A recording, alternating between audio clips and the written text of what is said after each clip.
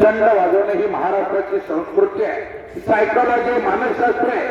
समोरच्याच्या दिलाचं खच्चीकरण केलं जात आहे. माझ्या बाहुतली ताकदवर अशी विजय घोडदौड करत गेले आणि वाघोली अधिवेशन गाजलं ते जयदेव पाटील या नावानं रेड हॉर्स म्हणून संपूर्ण महाराष्ट्र त्यांच्याकडे पाहायला लागलाय. पैलवान जयदीप पाटलांची हिंद केसरी स्पर्धेसाठी सुद्धा निवड झाली होती, परंतु ती स्पर्धा झाली नाही. जयपती साहेब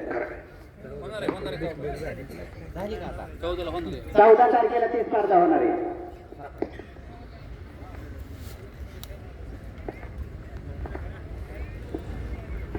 आपल्या बदामापेक्षा तिकडचं बदाम वेगळे.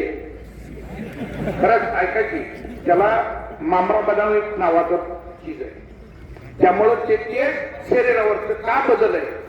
आपण